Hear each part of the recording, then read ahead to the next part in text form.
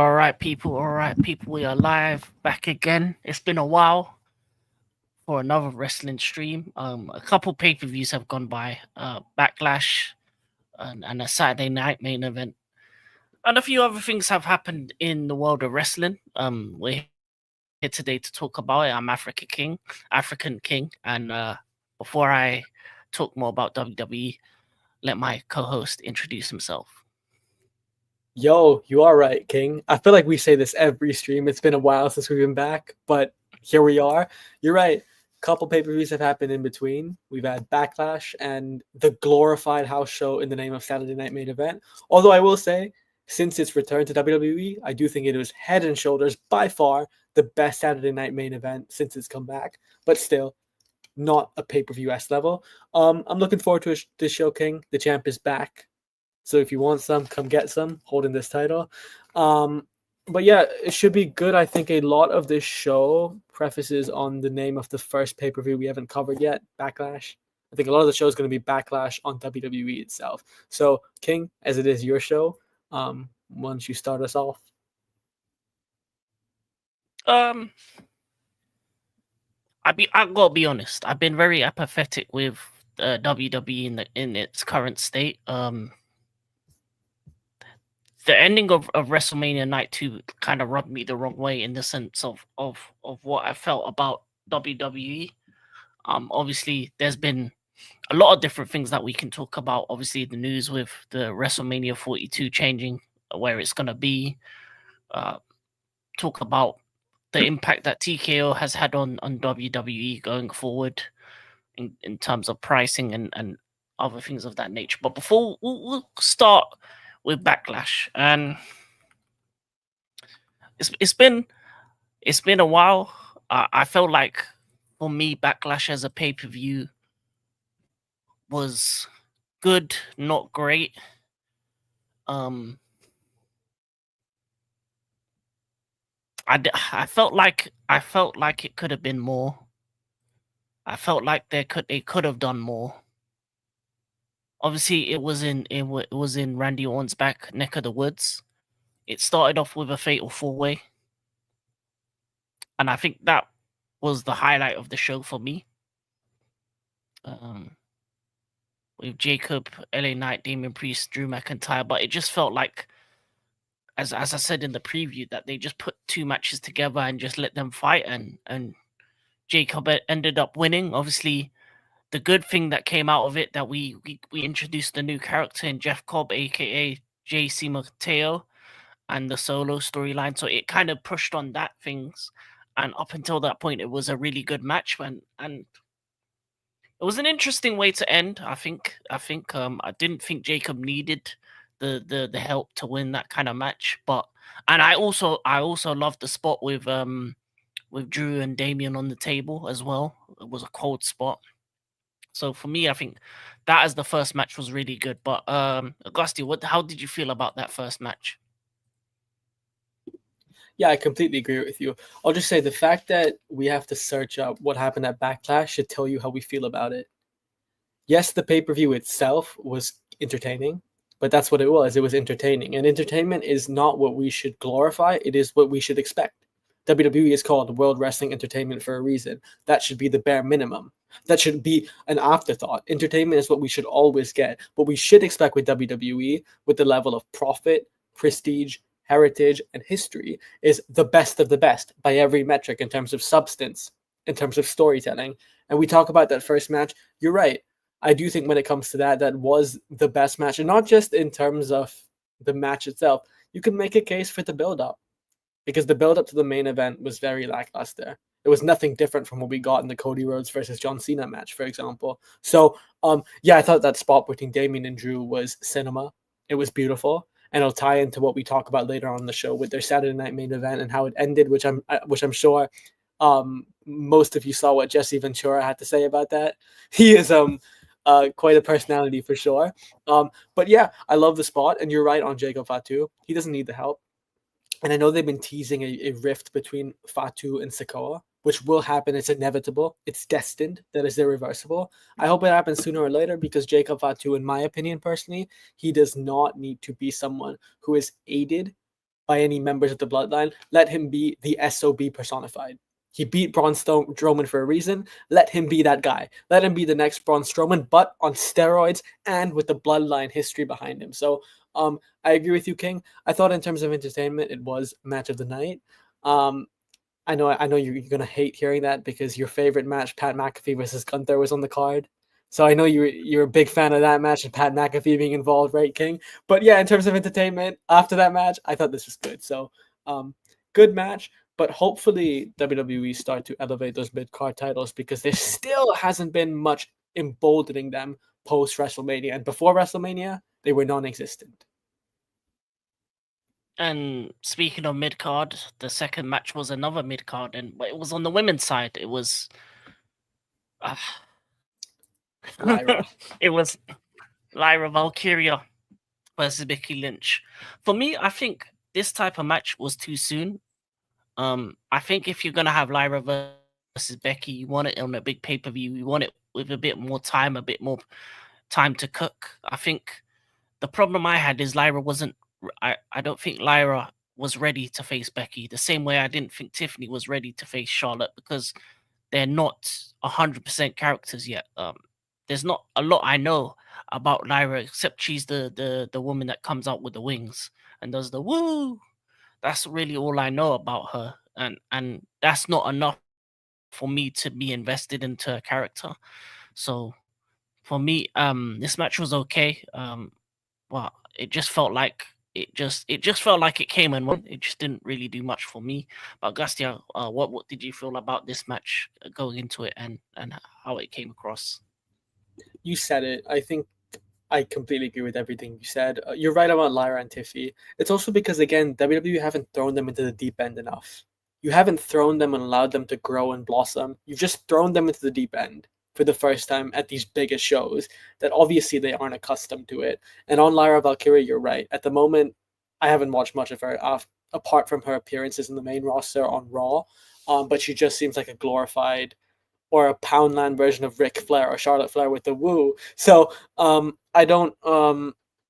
Again, with that match, how I would have done it is I mentioned it on the last show. I would have had a 3-match card in a way, not a 3-match card. How do we call it? I forget the term, King.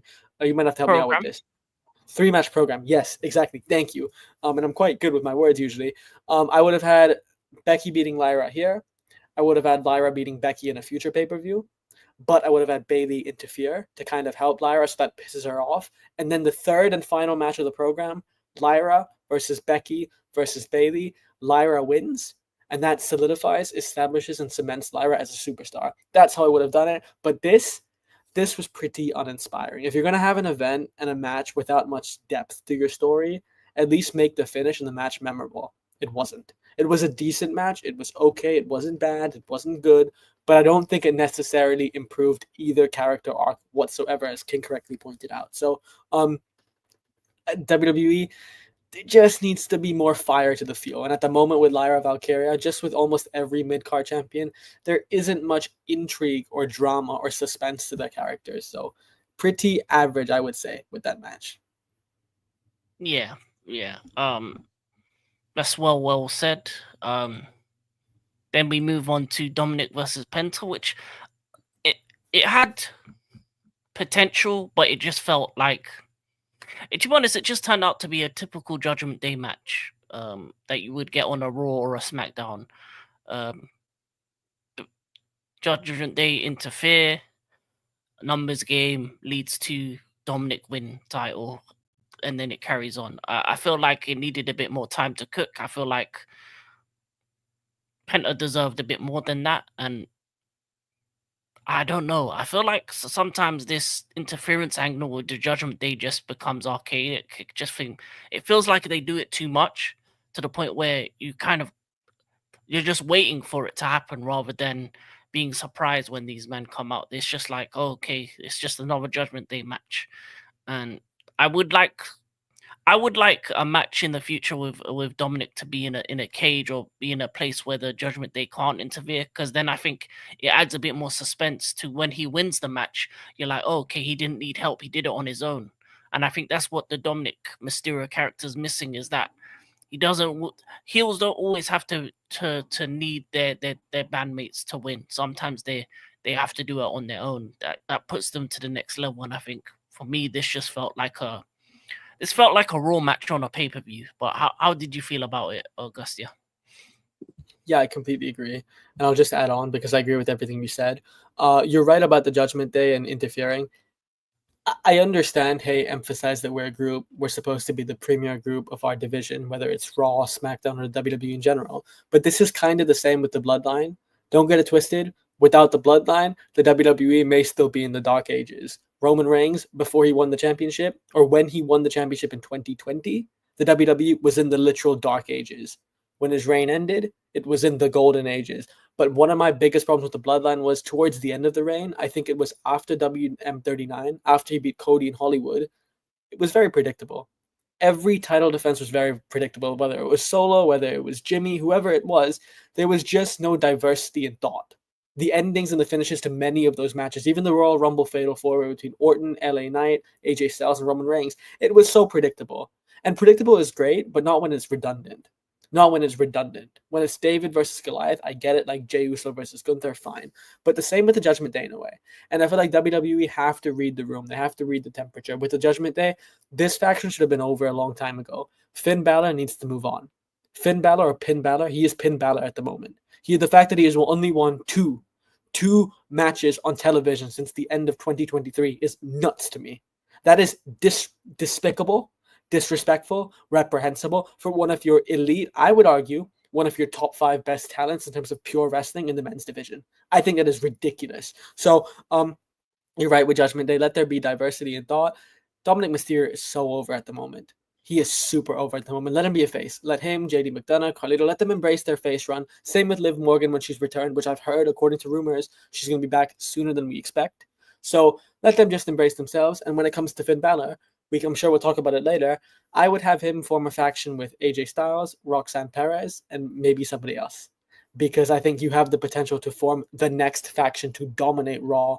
Maybe let AJ and Finn win the tag team belts as well, mid-card belts as well, work their way to the top. So King, I completely agree with you with the mid-card championship. But yeah, I'm happy for Dominic Mysterio. I think he does deserve to obviously get some wins and some big wins against people like Penta, for example, which 2 wins in a row against Penta. Yeah, and also with the I forgot to add with the El Grande Americano. Yeah, I'm gonna just need a mask v mask match, have him lose it, and get rid of that character. I think it's run its course as well. We know it's you know what, it isn't Chad Gable, but we know it's Chad Gable. But yeah, this El Grande Americano, I'm done with it. King, hey, Chad Gable should sue you for defamation, man. How'd you know it's Chad Gable? That's ridiculous, man. No, I'm kidding. But yeah, I think that character needs to be done out because I feel like it was fun while it like at the start, but now it just feels like that's another repetitive thing where he has the thing in the mask and he hits the lucha in the head. Just have a mask v mask match, have him lose it, have him take it, and let Chad Gable do something else because I feel like he is too good for to be some sideman character, and he should be going after the mid card title as well. But we move to another match, Gunther versus Pat. I'll say this: thank God, the Most High, that Goldberg was not involved. That it was just a match. That Pat McAfee just got beat up. I don't, to be honest, I don't know why, but they made this match. It happened. Gunther is at his arrogant best. He's going after the world title like he should be. Obviously, got following what he did to Pat. But yeah, there's not really much to say about it. It was just a good old fashioned beatdown. Pat showed some grit and determination. It was funny to see Michael Cole actually try and and hold man down, and him actually be super biased on the commentary. It was a refreshing watch in terms of that. But outside of that, I think it was just a match. But Augustia, anything else to add? Yeah, I completely agree with you. I thought it was entertaining. I had a laugh. I enjoyed it, but you're right. If we talk about the profiles involved in it, Gunther, man, heading into WrestleMania, he was your most vicious, psychopathic, your number one heel. He was your sports number one heel, and he has been for almost 2 years in a way, alongside the tribal chief. So, for him to have this match and have no purpose, I get no Goldberg interference. But if you're gonna fight a commentator, the match should have some purpose. It doesn't seem like it's done anything. It felt like a filler, just like WWE. Every show, in fact, just feels like a filler, except a filler without no outcome, a filler without any finish. So that's what the WWE feels like right now. So I do like that. Gunther and Pat McAfee did entertain the crowd. I do like that it was humorous. It is a memorable match for sure. People can take that away and enjoy it. But at the same time, in terms of story and depth, yeah, this match should have never happened at this pay-per-view at this scale. It should have never been there here. But hopefully for Gunther, I'll just add one more thing.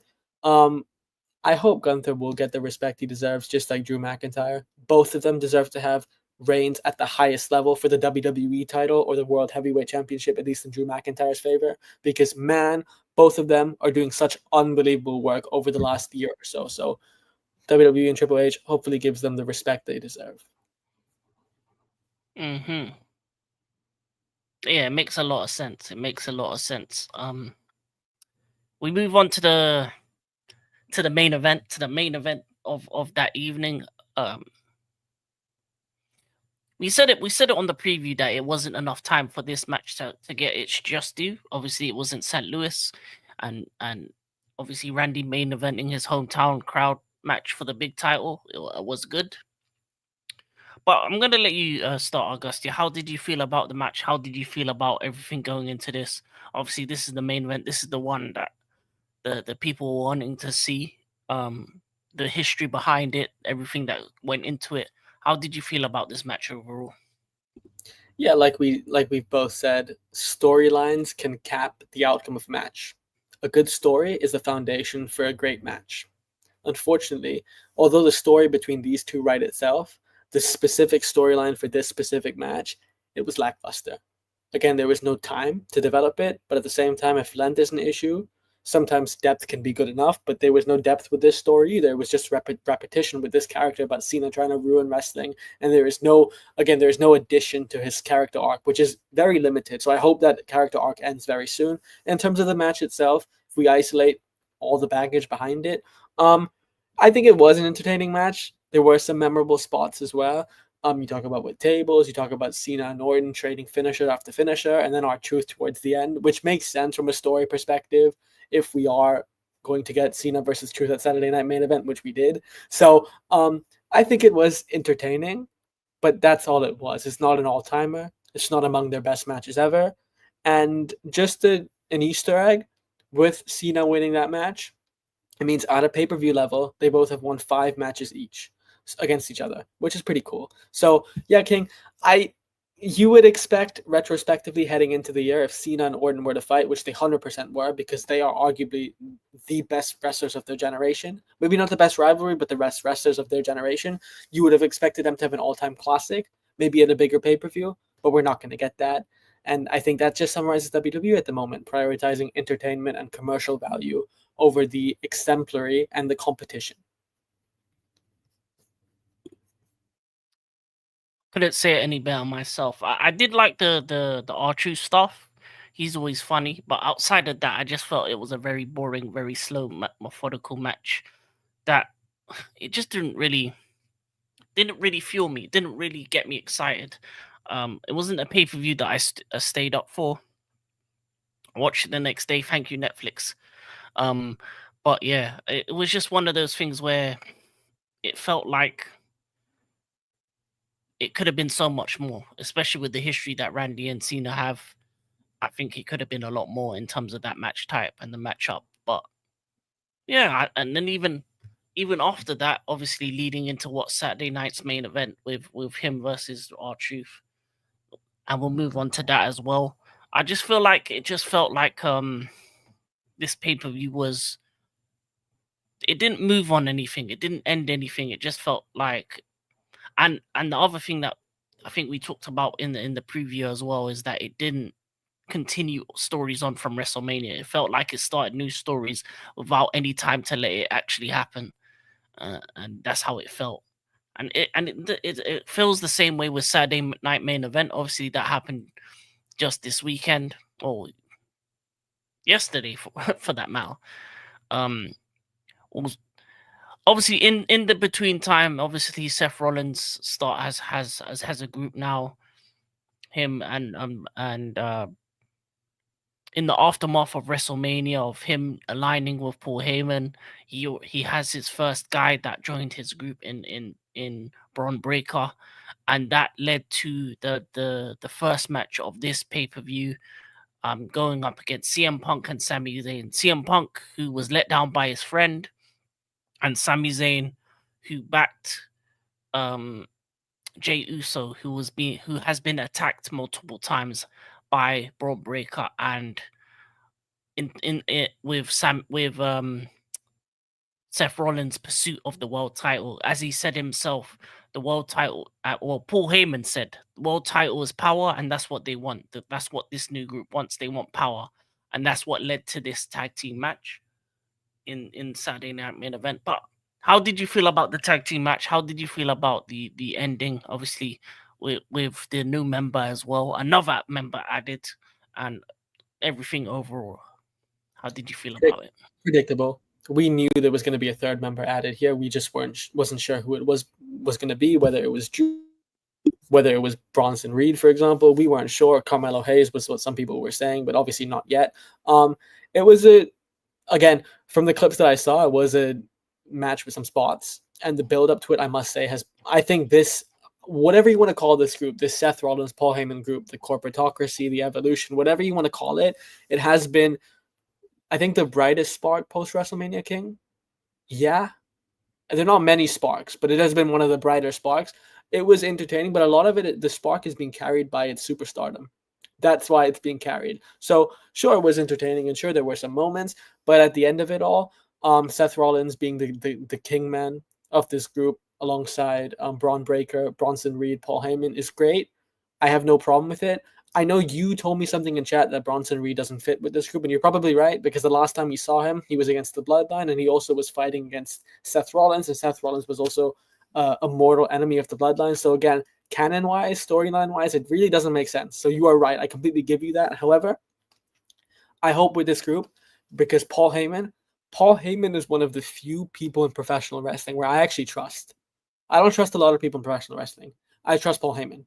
And every time Paul Heyman has worked with a character, at least in the pandemic times or post-pandemic, for example, here, Paul Heyman, he has taken a character and somehow, even if it's Roman Reigns, with a historical set of accomplishments, he has somehow elevated and exemplified them to the elite of the elitist level. So I have no doubt in my mind that Paul Heyman can do the same with Braun Breaker and Bronson Reed. So with that, I think it's great. It's positive. However, you're right.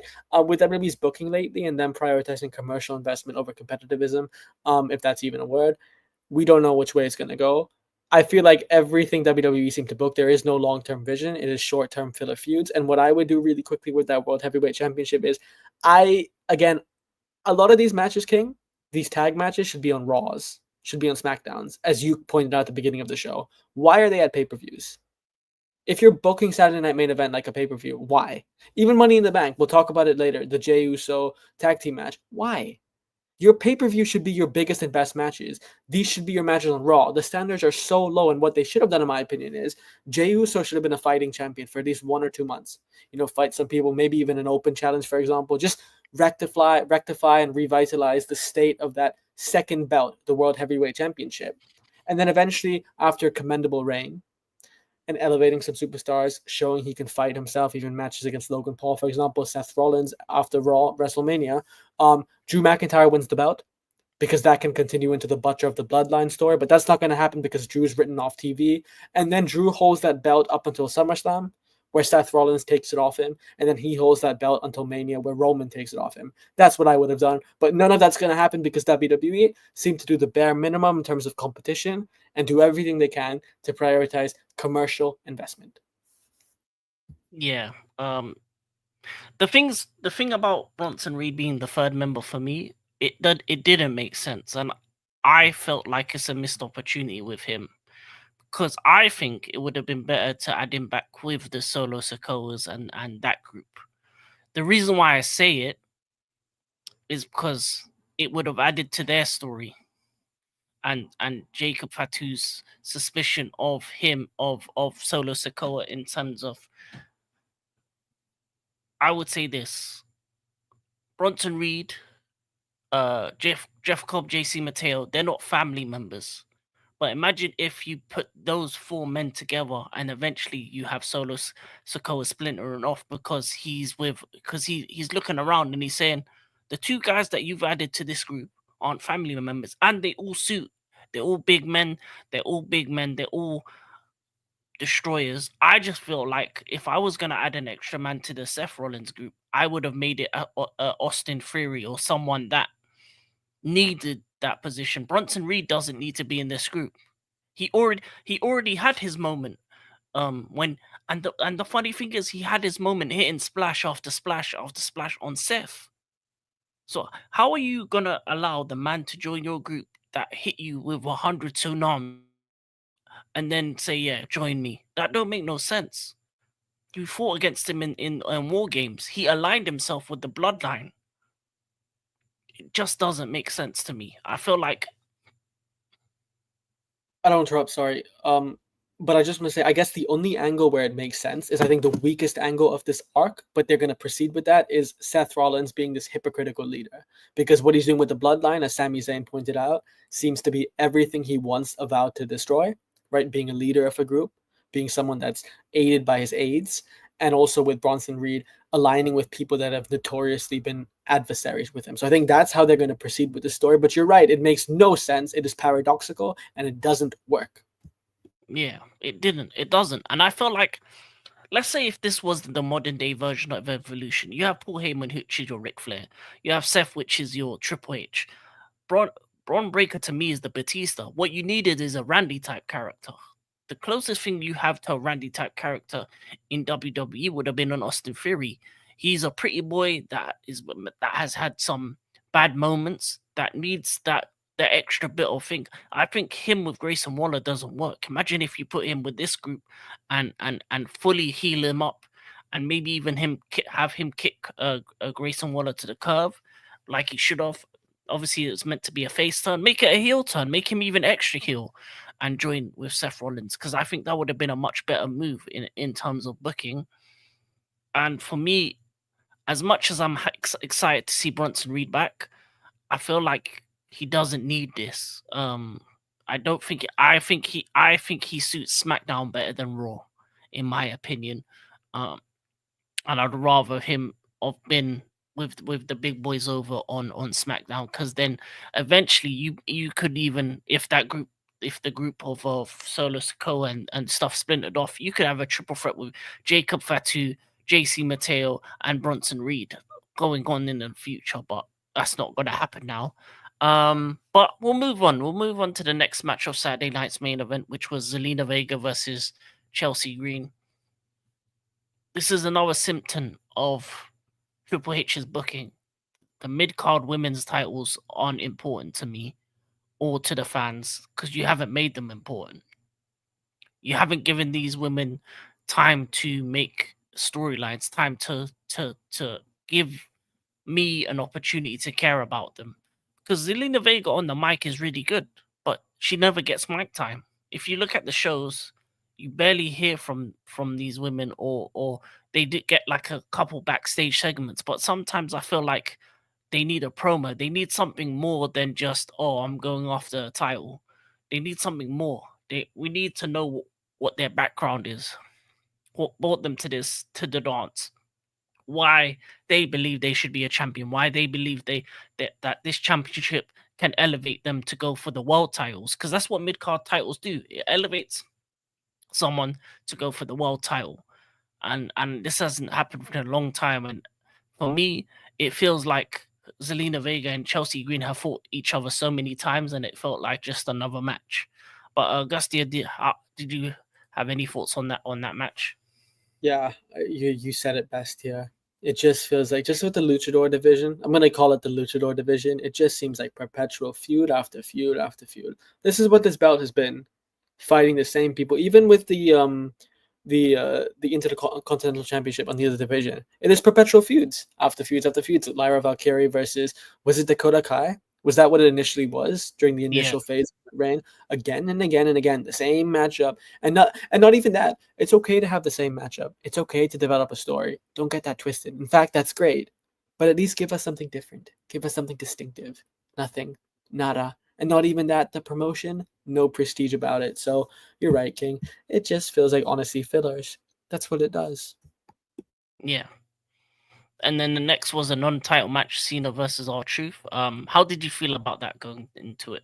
How obviously R-Truth is a very funny character, obviously, but the moment that led into the match, talk about that and how you felt about that moment as well. Entertainment wise, great. I had no problem with it. I just and and you know what? Fine, R Truth and Cena because the history there, and R Truth is obviously Cena's number one fanboy, childhood hero. So it's great that they have a match together. But this is Cena's final reign, guys. Guys, do we not realize what we're talking about? This is the man synonymous with the WWE, with the most WWE championships in history. This is what we're doing. We are halfway through his final ever year in WWE, almost over. And this is what we're doing. I don't feel like we've ever had a moment where it felt like vintage Cena. I don't think I've ever had the euphoria that I had watching Cena growing up. I just don't feel like we've captured that emotion, let alone the intensity when it comes to the storyline. And the Money in the Bank match between Cena, Logan Paul, Travis Scott, Cody Rhodes, Jey Uso, and we don't know who the third member will be. What the fuck are we doing, guys? I understand Last Real Champion, but at least if you have Last Real Champion, have lost matches. Cena Randy, okay. Cena Finn Balor, even Cena AJ Styles. Like, come on, give us something different. Give us some matches that we can, hey, take away and be memorable at the very least. It just, again, individually, these matches are fine, but long term storyline wise, they don't make sense. So that's what I think. And I think it's a real shame. I think it really is a real shame. And WWE will unfortunately hopefully they don't live to regret it, but it just seems like, man, they could be doing so much more here. Yeah, yeah. I feel like it planted. I know what they were trying to do, planting the seeds of a face turn for Cena in the future. Um, there was a moment towards the end of the match before he kicked R-Truth in a not right place and won the match. And then obviously his conversation he had with Jey Uso afterwards as well that led to what happened in that match as well. But I just feel like, I will say this. For me, the best bit about that match was R-Truth's entrance and his t-shirt. That was the two best bits about that match. The rest of it, I really couldn't care. And I think he is gonna have a face turn eventually, but I feel like this match is a symptom of how lackluster that heel turn was and how bad it was that this selling of soul gimmick never actually led into anything. And I think that's what the biggest issue I have is that there hasn't been a payoff to anything that happened on that night. With Yeah, wait, Go can on. I add real quick? You just made me Yeah, think of something. You're absolutely right. The whole offer The Rock gave Cody Rhodes was sell your soul, you get everything you want. And Cena sold his soul to be the last champion. Like that in a narrative aspect is like contradictory in a way. And also, they never dabbled into that, right? Give Cena, make him the face of the company, make him your most like shove him up our face. Shove him up our face. He should be there at every show. We should honor him. King Cena, whatever you fucking want. Like the tribal chief in a way.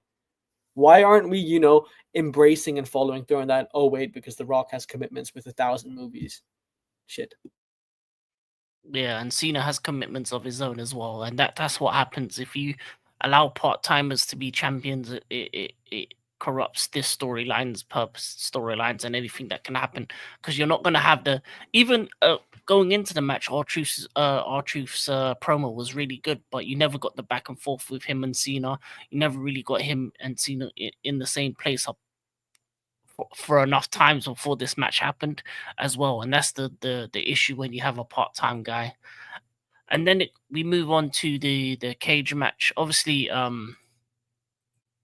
it was a decent match. It was a bit of a boring ending for a cage match.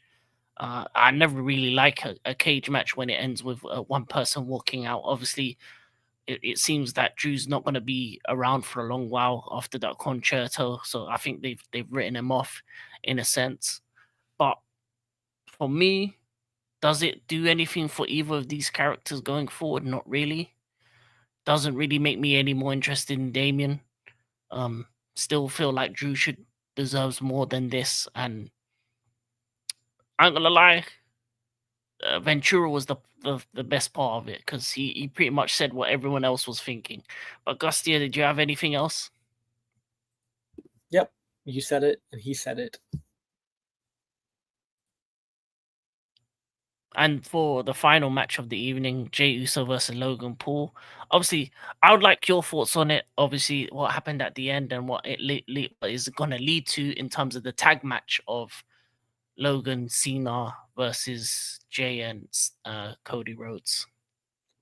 Yeah, it feeds into the last match. Like I said, Drew McIntyre should have been beating Jey Uso in the next pay-per-view for the World Heavyweight Championship. That's what should have happened. And Cena should be fighting someone else. I get it from a storyline perspective. If that is the outcome, they're doing a good job building it. I just don't like the outcome. I think that's what we have to realize. They're not doing a bad job building it, but this is Cena's retirement tour, not Travis Scott's retirement tour. So, I get it. It's fine. Cena Logan Paul aligning, it makes sense. I get it. Like commercial, corporatocracy. And I hope there is a tie in between that and Seth Rollins faction, because in SummerSlam, what I would have done is I would have had Cena versus Cody versus CM Punk, and I would have had Seth interfere to fuck Cody Rhodes up, defy all the odds, and then the final boss, Cena and Seth Rollins, stand tall. But that's obviously not going to happen because of commitment. So, unless the Cena feud has the 60 chess-esque element where Seth Rollins, Cena, Paul Heyman, The Rock, and even in that, there are so many other arcs that you can develop from that turn, right? Because then if The Rock was behind the Seth Rollins turn, then you can play that into Roman Reigns versus Seth Rollins in a future WrestleMania. So to me, it just, I don't know. I think if this is the outcome in terms of Travis Scott, Cena, and Money in the Bank, they're doing a good job building it. But I just don't think the outcome is something good enough, let alone average. It's just sub-average. It's very shit. It is almost the worst outcome if you told someone before the year started. So that's what I think here. But yeah, no, you know what? I agree. At the same time, what makes it worse for me is why are we putting both the world champions in a tag match? True. Like that's my thing. Yeah. That's the one thing that I don't get. Like this is Money in the Bank, right? This is the night where you can crown someone to be a future world champion. Why do you have both champions in a tag match? And then a random tag match. Like I don't think anyone cares about this match like that. I want Raw and SmackDown needs to be separate. Why is the world champion and the WWE champion in the same match? Why aren't they doing their own things? Raw and SmackDown are at its best when each division is doing its own thing. And for my purposes of a match, I just feel like him in terms of if this is Cena's last run, I want him to have singles matches the whole way through. I want him to face every single opponent that he's had something to deal with in the past, whether it be an AJ Styles, a CM Punk, Cody towards the end, maybe even face Randy again, maybe make a deal with AEW, bring Adam Copeland, aka Edge, back. Like, have matches with guys that he's had a history with every single pay-per-view and every single big time he comes through, because tag matches doesn't do anything. First of all, who's taking the pin out of those four? I don't think it will be those four. I think Travis Scott will be added to that match if rumors are correct, and somebody else will join them. So you're gonna make it a 3-on-3 match rather than it's currently a tag team match, and they're gonna make it a 3-on-3 match. So that's what I heard before, Snme. That's what I heard before. So who's taking the pin among the four? You're right. I don't think any of them will. That's why it will be a 6-man, and I think probably Jimmy will take the pin if he's involved. So it's gonna be maybe Jimmy, Cody and the Usos versus Travis Scott, John Cena, and Logan Paul. That's what the rumors have been suggesting. This is gonna lead on to the next point. That match screams TKO to me, and I'm tired of them. All TKO. Yeah, I'm tired just of like TKO. Las Vegas, and that And you this can see WrestleMania. Triple H's face when he announced it. The guy felt like a gun was through his head. That's what it felt like. I felt like I was watching a guy doing something he did not want to do. Like Yeah. he's doing this job with two hands tied behind his back, and that's not exonerating him from the bad booking. Of course not. Yeah, but at the same time, man, this whole WWE, it's supposed to be the golden age, is turning into the corporate age and the end of WWE and how we know it. So yeah, Yeah, and even with the alternative, that's not even that their storylines are terrible as well when it comes to AEW. But we'll continue. This is the TKO point that I want to say. TKO. One, your ticket prices are ridiculous. Two, no one wants to have a WrestleMania in Vegas every other year or every 3 to 4 years. Vegas is a very expensive place. Vegas is long to get to. Vegas is not a very nice place to be a part of. It's filth. Um, as far as I'm concerned, WrestleMania needs to be in a different location each year because there are fans that go to each WrestleMania to explore the world and explore America, right? When these fans go to a place, they want to do stuff outside of WrestleMania. They're there for maybe a week or two because they go to the Hall of Fame, the SmackDown, London. the WrestleMania, the Raw, maybe London, but it was meant to be in New Orleans. New Orleans is a place with culture. It has the jazz. It has it's a nice place to be. I've been there myself. It's a place I would recommend anyone to go to because it's a very party-esque city and it's a great place to have a WrestleMania. But this is the biggest issue that I have with this new corporate age of TKO is that they want to turn it into UFC. They've done it with all this crap on the mat in terms of all those logos. They've done it with all the commercials. They've done it with all the extra stuff. They've done it with now trying to make Vegas its home because the UFC's home is Vegas. They have most of their pay per views in terms of the UFC pay per views are in Apex in Vegas in the Apex Arena. They're just trying to do the same thing WrestleMania. That doesn't make it a WrestleMania anymore. We don't want to go to the same place. We want WrestleManias to be in different places. Eventually, we want the WrestleManias to be international. I want a WrestleMania in Japan. I want a WrestleMania in Mexico. I want a WrestleMania in Africa. I want a WrestleMania in London. Eventually, WrestleMania needs to go around the world. That's what TKO was meant to do. Add the money and the backing to allow for more international stuff. I like what they're doing with the international pay-per-views, but why is it the big four are always in America? And this is the other issue I have. The last WrestleMania in Vegas, it was a dead crowd. It was a boring WrestleMania because the crowd was dead. This is the issue that you have when you put a WrestleMania in a place like this. You overprice it for the real fans, and the only people who are going there are rich people that don't want to get up, sing, don't want to make noise, don't want to do nothing. They just want to sit on their ass and eat and watch the show, like it's theater. Real fans will go to a show and sing for the whole thing. You saw what happened in France and the difference that makes. You saw what happened in Europe. Even in London, the crowd wasn't as good as it has been in past years because you overpriced the tickets. Just to get to the bleacher seats, I'm taking 100, £200 to get to the front row, a couple grands. You're asking people to pay a month's wages just to go watch your product, and that's another reason why you're doing international shows so you can even increase the prices.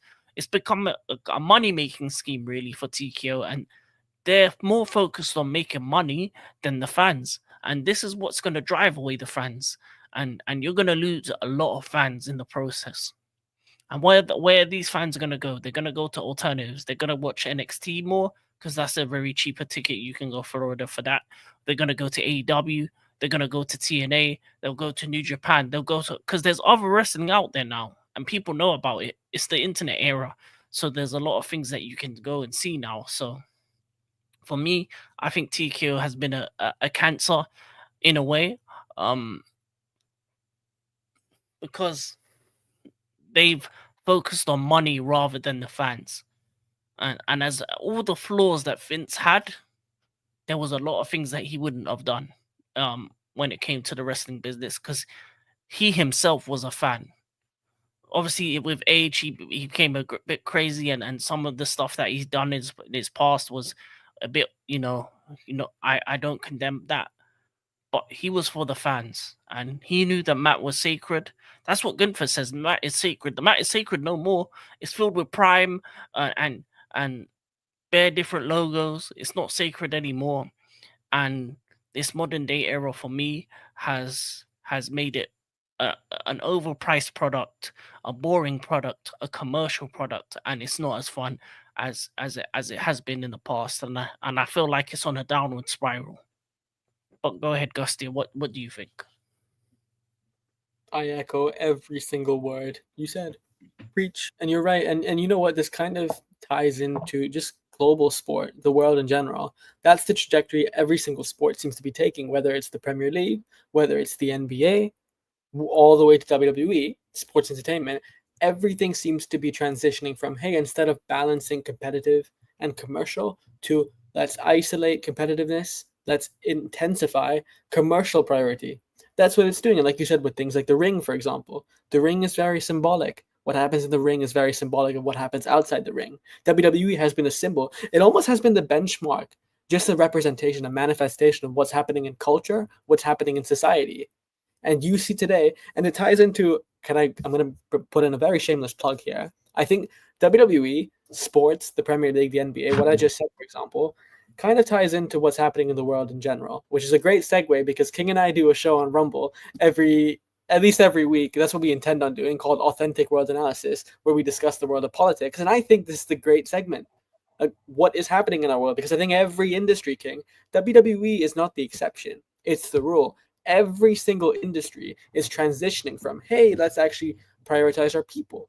Let's prioritize the competitiveness to let's solely and utterly and only focus on competitiveness. Sorry, not competitiveness, on commercial and capital. That's what's happening. So, King, you said everything. You said I just needed to add on and talk about it from a holistic point. I think it's a tragedy. You're right. It almost, I think, a good metaphor in sports is Mark Cuban selling it to the Adelsons, selling the Mavericks to the Adelsons in a way, because Mark Cuban, just like Vince McMahon, is a fan. He is a fan of the Dallas Mavericks, but he sold it to owners who are solely prioritizing the capital element, where they're willing to destroy the heart and soul of the franchise to make sure whatever their priorities are, whether it's relocating the franchise to Vegas, which is such a coincidence because WWE seems to be relocating to Vegas as well. Talk about coincidences there.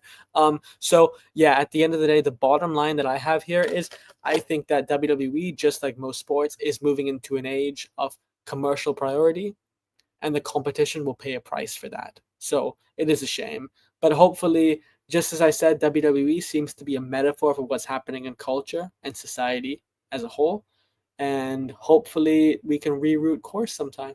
So tune into Authentic World Analysis for that. Definitely, and I want to add this. So don't get it twisted when it comes to TKO and WWE. I am a customer. You see my hat? I purchased this. I'm a fan of Ferrari, so I bought this.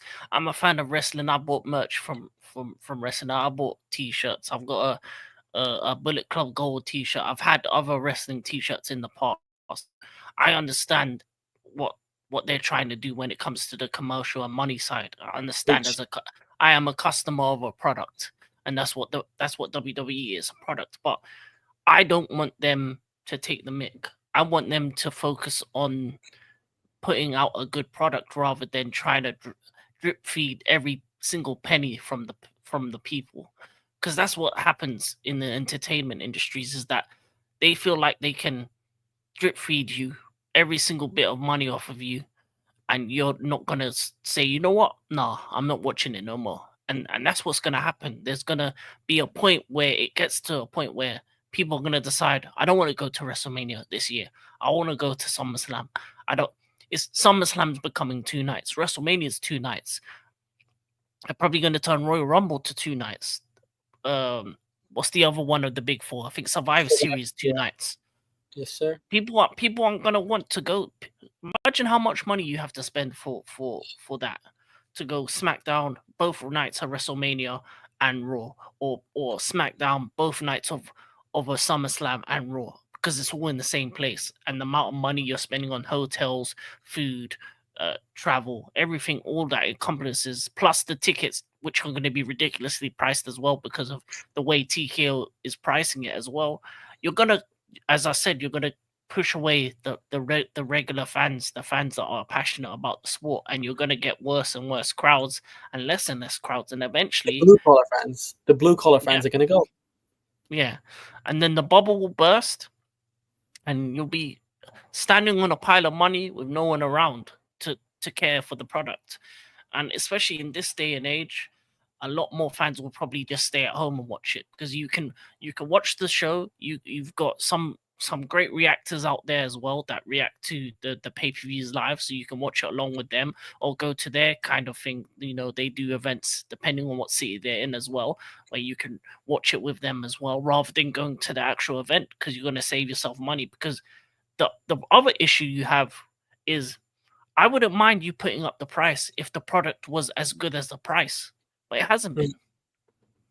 So you need to put on better storylines, make better characters, and put on better shows for me to pay. Because especially with the way you do pay-per-views are 5 matches for a regular pay-per-view, and for a big one, it's 7 on both nights.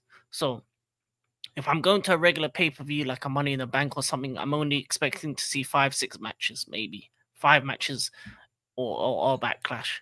But then if you're expecting me to pay 200, 300 just to see 5 matches that aren't all going to be 20 minutes each, they aren't going to be long ones, it's not going to be worth it. And that's when you lose those fans. That's why they go to the AEWs. That's why they go to the New Japans. That's why they go to the competition. So I feel like TKO has been good and bad. It's been good in terms of it's added a lot more international pay-per-views, but it's been bad in terms of the pricing strategy. And I feel like they need to meet fans in the middle, because the extra costs around going to a wrestling event, makes it impossible for a regular fan to go. I would have loved to have gone to one of the events in London when Cena came around, but I couldn't afford that. It was expensive as hell just to even go to like one of the higher up seats. And in I think in the same stadium or same arena, going to another event would have been a fifth of what it cost just to go Ballers to League. wrestling. Should have gone to Ballers League, King. Yeah, yeah, Ballers League is another thing. But yeah, I feel like sometimes you have to understand what the fans want and the fans need. And the moment any company just thinks money and thinks they're doing right by money, that's when the company goes down. That's when Yeah, it happened in Hollywood. It happened with the gaming industry. It's with the happened with government. other products. Yep, with the government. But can I just add, you're 100% right. And again, King, you made a very good distinction about, we understand why you're prioritizing sponsors and not just prioritizing, accommodating for them. We get that. That's fine. That's capitalism. We understand. And we are all for the free market, and we are all for people dictating the fate of their own destiny. That's great, whether it's consumers, whether it's corporations, but not at the expense of the actual product itself, not at the expense of the people, not at the expense of meritocracy, not at the expense of equality. I think that's the problem with wrestling and with most industries today, where capital is your god. Capital should never be your god. Capital should be a byproduct of prioritizing people and profit together. Balance. Well, we've gone to a stage where in wrestling, where the only thing they care about, the first thing they care about, is profit. Oh, and if it screws the product up, it's fine, because these fans, especially the elitists, like wrestling, as you said, you summarized it very well. It's a great metaphor. Wrestling has become the UFC in a way. It has an event for more higher class fans, right? People who can afford the tickets, for the celebrities, for the Hollywood-esque atmosphere. That's what wrestling has become. And what's even worse is one more thing. WWE has no competition, just like America for the longest time, because they had no competition. There was no litmus test for the ruling class. Well, the ruling class aren't stupid. They're very self-serving and they're very shrewd, but at the same time, you don't know how far you can take something like prioritizing profit over the people until you have someone actually holding you accountable, like an America and China situation, for example. So with WWE, there is no parallel. AEW was supposed to be that parallel, but it's not. Unfortunately, AEW lags so behind WWE by every metric. So there is no one holding WWE account. And my biggest fear is WWE just swamping itself as the next corporate product of a long line of events and competitions that have been taken, that have been stolen by the corporatocracy. So you're right, King. You're 100% right. It's such a shame. The wages, and even just wages in terms of wrestlers itself, letting go of wrestlers who have, inked themselves in with the DNA of wrestling, the history of professional wrestling in the WWE, and prioritizing people like Travis Scott, who I love it. I'm all for celebrities being involved, for anyone being involved, but come on, don't take a spot of someone like a Karrion Kross, who, by the way, how many times has he even appeared after WrestleMania? Barely. And let me add, and it's so funny because Karrion Kross, at one point, he was number one in terms of shirt sales, ahead of John Cena, ahead of Cody Rhodes, at least He in the probably top three. still is. He's probably Yeah, still up there. but that just summarizes every single company, or every single company sworn by the corporatocracy. Even if you are number one, if you defy the status quo, and if you share some of the truth, like CM Punk in his original run, you're going to be axed. You're going to be cut. You're going to be cut to shreds. And that's where people like Karrion Kross, for example, just aren't broadcasted. So, or Djokovic. So, yeah. Yeah. And another guy that you caught me onto is Sami Zayn, a guy that's had a particular message that certain people don't like. That's another guy that could be blacklisted because of corporate greed and wanting to make money and going along this TKO path. So we'll see what happens in the future, but it's not looking bright. It's not looking bright. Wrestling for me has gone down a peg after the WrestleMania and these current pay-per-views. I need to be roped back in because I'm not staying up for pay-per-views anymore. I'm not staying up for Raw, SmackDown. I'm watching it the next day on Netflix. And I think the only product that I truly really love at the moment is NXT. I think that's always great. I think under Shawn Michaels, NXT has been thriving, and Evolve is good to watch now and then as well. But the main roster stuff, yeah, it needs to do better. It needs to do better. But I think that's it. Unless else you want to talk about? No, you're 100% right. And it's such a tragedy because heading into WrestleMania, I would not miss an event for anything. And with the issues that I've had to deal with, I would still try my best to stay awake and watch these events. But now, I'm missing these events. I didn't even watch Saturday Night Main Event live. That should tell you the drop off. If we're not even consuming the product anymore, we're prioritizing other products, something has gone wrong. And we're not exceptions. We're the rule. You can hear the dissatisfaction. The ratings don't lie. The reactions don't lie as well. And the revenue will soon not lie either. Definitely. And hopefully there's conversations happening in the background. And hopefully Triple H gets it back on track. Because I feel like he's done a lot of good, and I feel like he's a man that brought stability to the company, but at the same time, and this is another thing that I think when it comes to the money thing is you can't release people if you're continuing to increase prices and make more money than you've ever had before. That don't make no sense. So for me, um, I'm gonna need a balance, but that's all I want to really say on wrestling at the moment. Um, this will be. I don't know if this is going to be a weekly show or bi-weekly or whenever we feel like we want to talk about wrestling, we'll come on and talk about wrestling. This has been Afrikan King Academy. I think over the course of the week, I'm going to try and do more streams on different subjects. I'm going to be talking about different sports as well. I was going to separate it from this channel and the second channel, but I'm going to keep the second channel for the future. Maybe if I do a clips channel or something along them lines. But for now, I want to stream more this week. I want to talk about different things, different sports. Football's happening. Football's ended, so I want to talk about that. Formula One's going on, so I want to talk about that as well, and even other sports that I haven't been into in a while. I know tennis is around the corner, so I'm trying to get back into that, and any other sport really. Because for me, I think as bad as the business side of sports are, I still enjoy it in terms of the entertainment side. I think there's a lot of sports that I love, and yeah, the playoffs are happening now as well in the NBA as well. But this has been the WW. This has been the review of Saturday Night Main Event and Backlash, and we'll be back again. And I'm out. Peace.